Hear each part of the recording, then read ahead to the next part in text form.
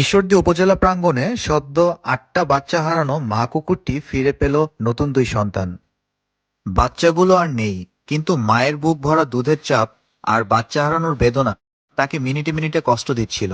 ব্যথার যন্ত্রণায় অসহায় হয়ে ঘুরছিল মা কুকুরটি। আমরা সিদ্ধান্ত নিলাম মা কুকুরটির এই যন্ত্রণা থেকে মুক্তি দিতে কিছু করতে হবে। তাই আমার পোষা কুকুরের ২টি বাচ্চা এনে তার কাছে পৌঁছে দিলাম, হয়তো মায়ের বুকের ক্ষুধা মেটাতে, হয়তো তার মাতৃত্বের খোঁজ মেটাতে।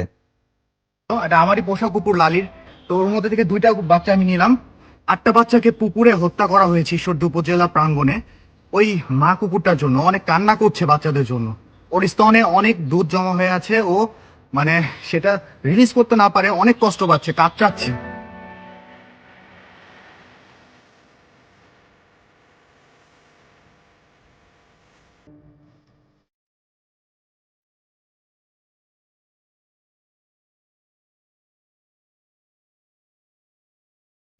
আমরা টমের থেকে যে দুধ দোয়ে নিয়ে আসলাম, ওইটা এখন ওর গায়ে লাগাই দিচ্ছে।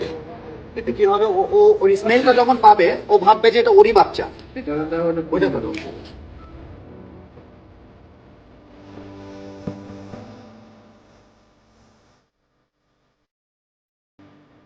প্রথমে একটু দ্বিধা, একটু ভয়, কিন্তু মাতৃত্ব তো সব সীমানা ছাড়িয়ে যায়।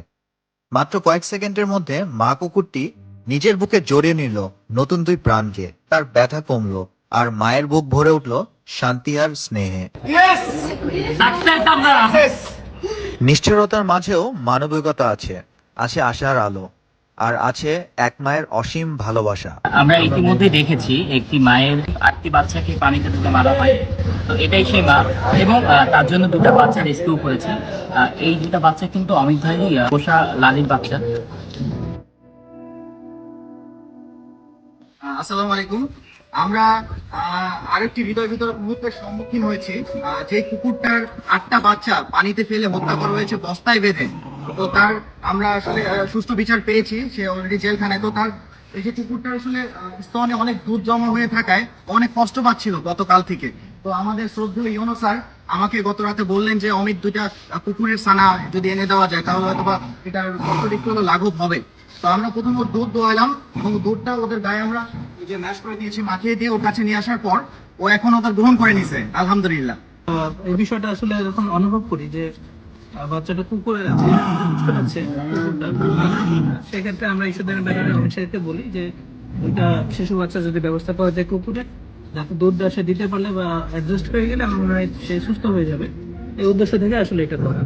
তো এই জন্য আসলে ইস্যুদের ব্যানারে যারা সহযোগিতা করেছেন, সবাই যারা কষ্ট করেছেন, তাদের সবাইকে ধন্যবাদ। এবং আমরা এটা যেন করা হয়, অ্যাডজাস্ট হয়, এটা আমরা টেক কেয়ার করে ব্যবস্থা করি।